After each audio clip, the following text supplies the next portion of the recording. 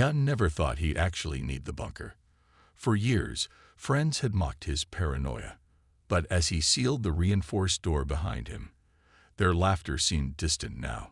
Through the small view screen, he watched as strange lights pulsed overhead, casting eerie shadows across the forest floor. The first ships had appeared 3 days ago. By day 2, major cities worldwide were under siege. By day 3, global communications were faltering, and Hyun had retreated to his hidden sanctuary, nestled deep in the mountains outside Seoul.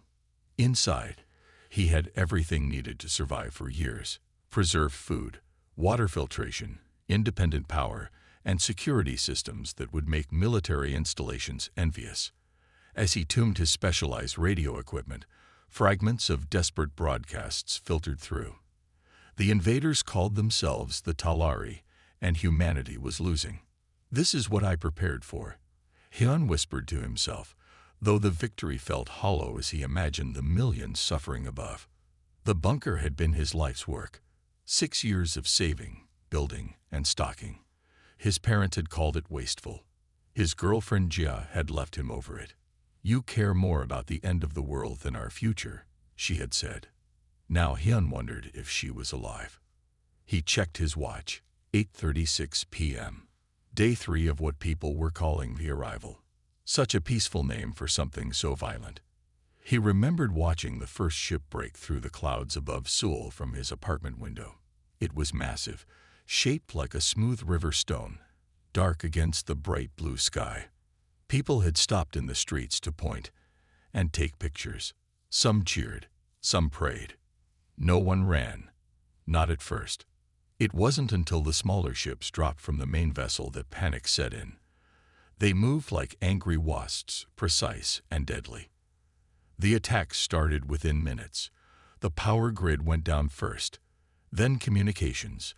By nightfall, the military had responded, but their weapons seemed useless against the alien technology.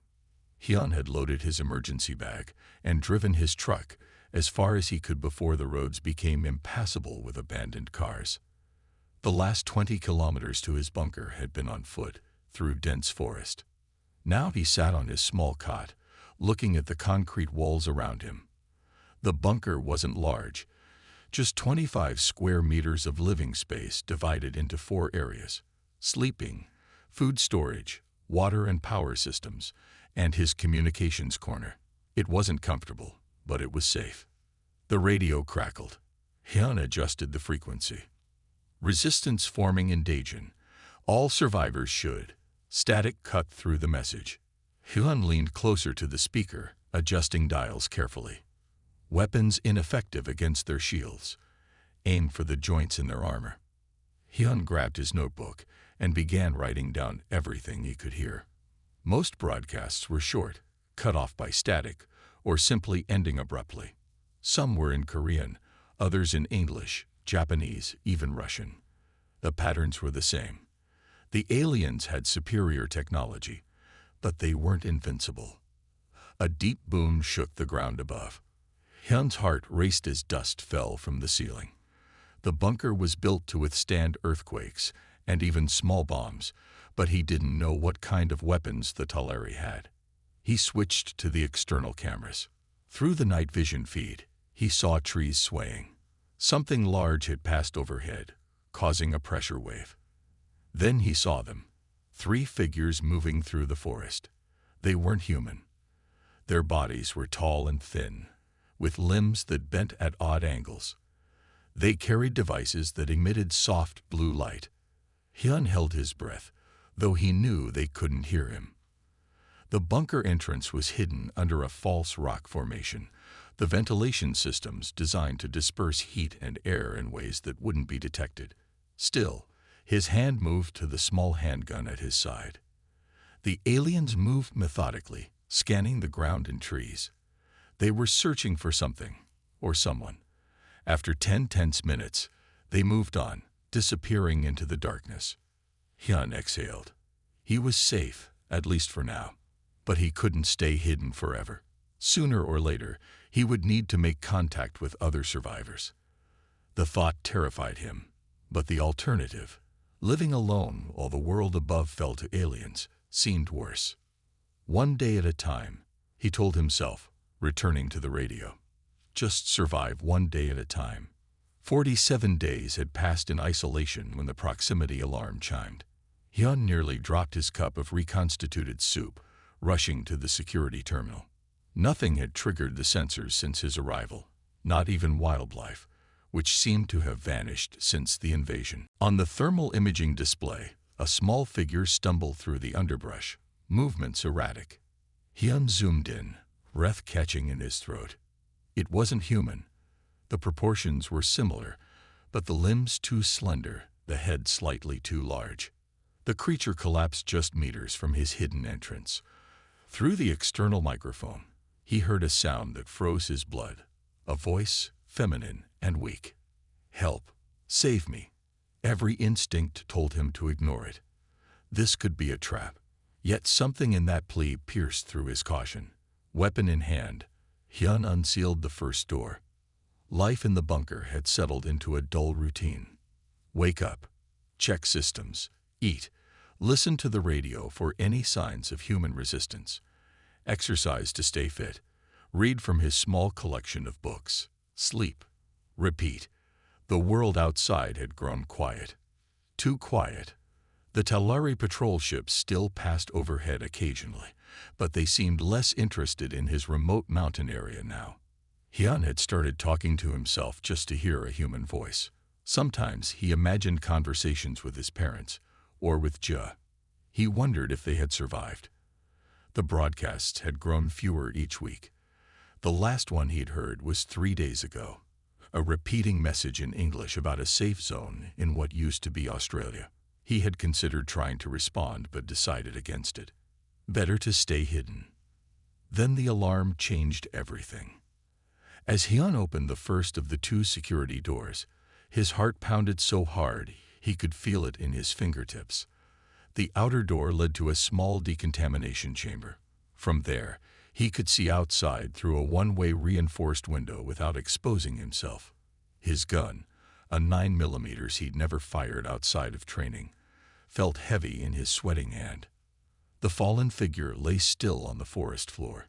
In the fading evening light, he could see it clearly now. She had skin the color of lavender twilight.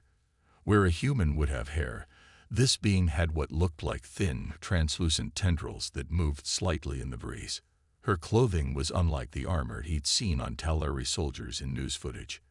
This was simple, torn in places, and stained with something silvery. Help, the voice came again, weaker this time. They will find me. Hyun's finger hovered over the button that would open the outer door.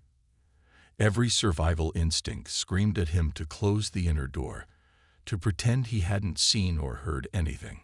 This could be how they hunted, using injured bait to find human hideouts. But if that were true, why send something so obviously non-human? And if Talari could detect his bunker, wouldn't they have found it weeks ago? The alien's hand moved slightly, reaching out toward his hidden entrance, as if she somehow knew he was there. Her eyes opened, large, with no whites, just pools of deep indigo with flecks of light like stars. She wasn't looking at his hidden window, but at the false rock formation that concealed his door. "Please," she whispered. I ran. From them too.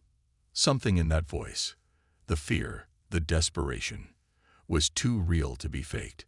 Or perhaps it was just Hyun's loneliness making him reckless.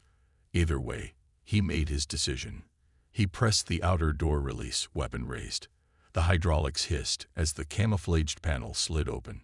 Fresh air rushed in, the first he felt in 47 days.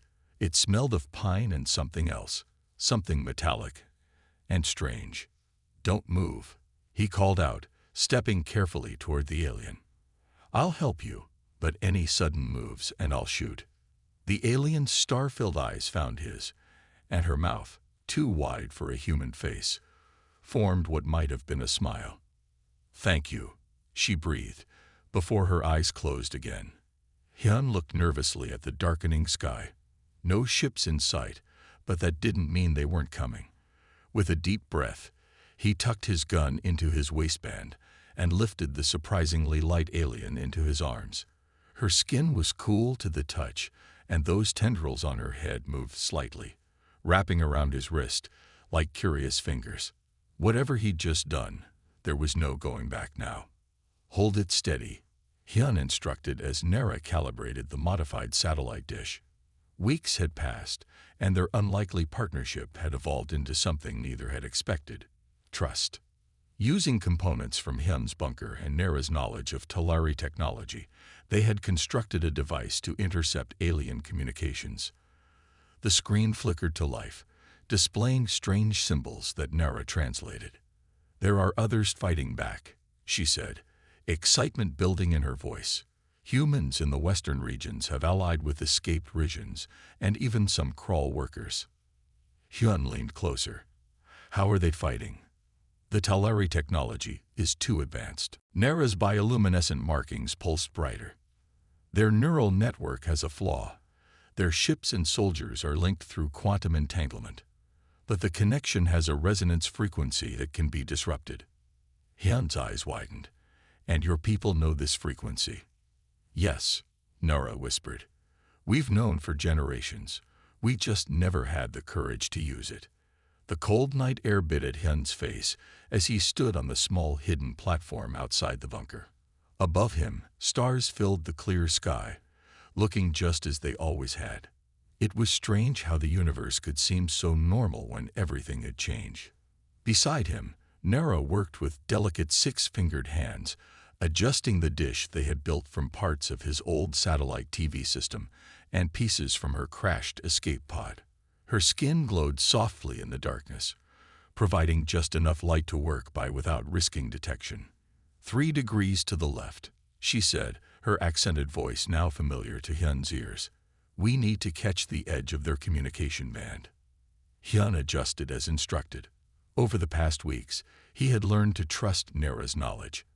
At first, he had watched her constantly, sleeping with his gun nearby. But as days turned to weeks, suspicion had given way to something else. She had taught him about Talari systems, about her own people, about the wider galaxy that Earth had been unaware of until the invasion. In return, he had shared human knowledge, history, and culture. Nara was fascinated by music especially.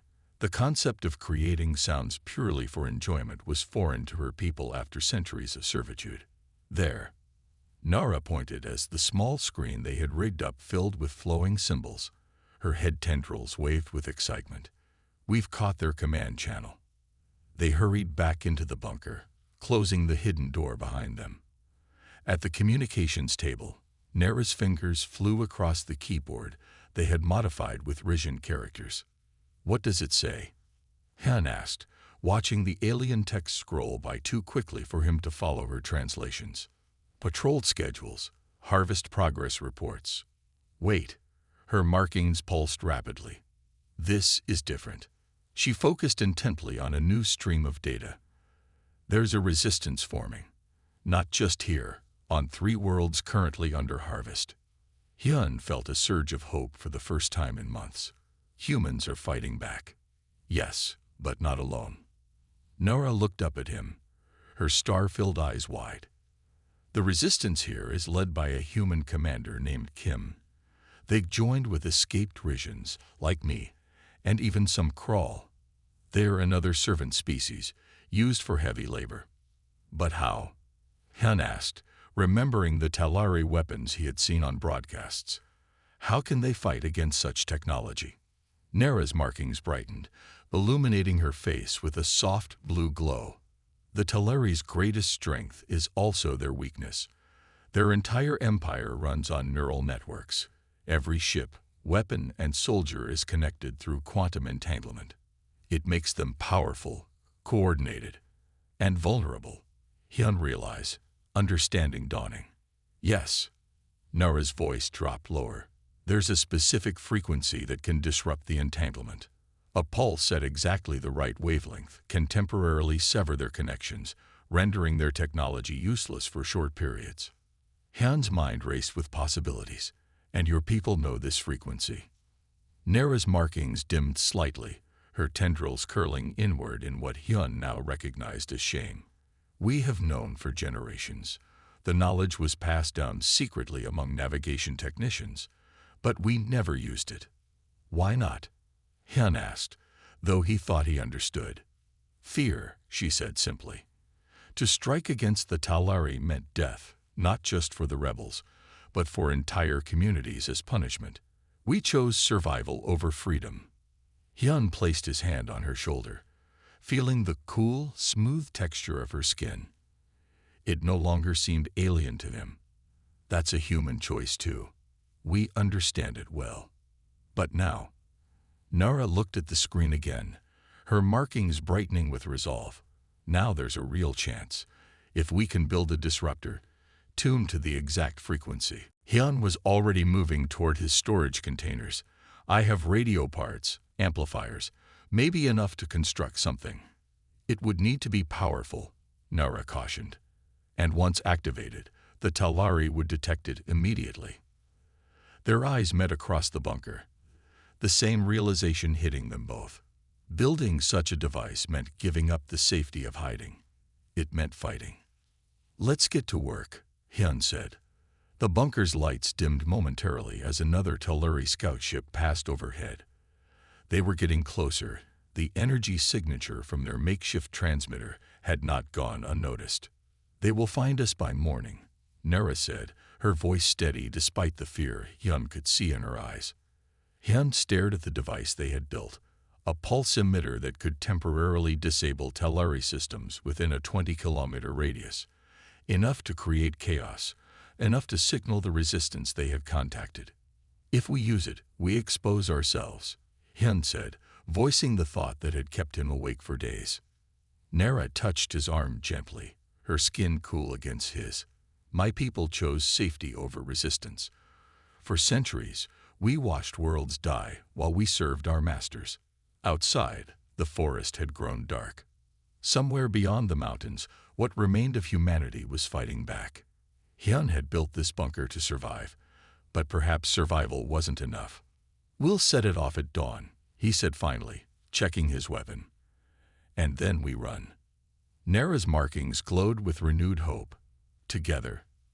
Hyun nodded, looking at the bunker that had been his sanctuary and would soon be his past. Together. The night passed slowly. Hyun packed only what they could carry: food, water, medical supplies, and ammunition for his gun.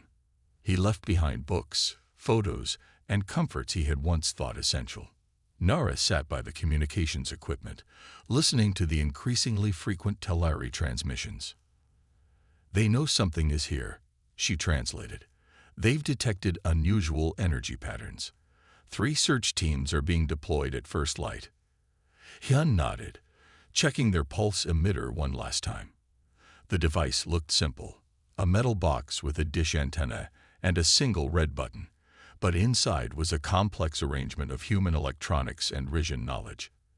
It had taken them weeks to build, using parts from Nara's crashed ship and Hyun's equipment. Are you sure the resistance will come? Hyun asked, voicing his deepest fear. What if we send the signal and no one answers? Nara's head tendrils moved in a gesture he now recognized as determination. Commander Kim confirmed their position. They're waiting for signs of local resistance to move east. Our pulse will be that sign. Hyun sat beside her on his cot, their shoulders touching. In the dim light, her lavender skin glowed softly. He remembered how alien she had seemed that first day, how frightening. Now he couldn't imagine facing this moment without her. I've hidden my whole life, he said quietly. From bullies in school, from difficult choices, this bunker was just another hiding place. You saved me when hiding was safer, Nara reminded him. That wasn't the choice of someone who only thinks of himself. Outside, the forest was waking. Birds, which had returned in recent weeks, began their morning calls. Dawn was approaching. It's time, Hyun said, standing and gathering his pack. Together, they carried the pulse emitter up through the bunker's exit and into the cool morning air. Dew clung to the grass and leaves. The sky was turning from black to deep blue. In the distance, mountains stood silently against the coming day. Hyun took one last look at the hidden entrance to his bunker. For years it had represented safety to him. Now it felt like a prison he was finally leaving. There, Nara whispered, pointing to the sky. A small Talari scout ship moved silently above the trees, its smooth black surface reflecting the first rays of sunlight. It was searching in a grid pattern, methodical and patient. Soon it would be directly overhead. "Ready?" Hyun asked, his finger hovering over the red button.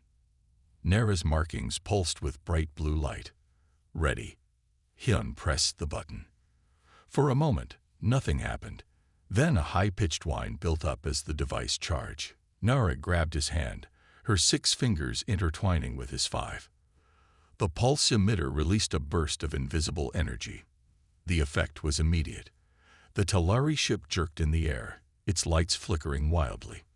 Then it dropped, crashing through the treetops not 200 meters away. It worked. Nara's voice rose in excitement.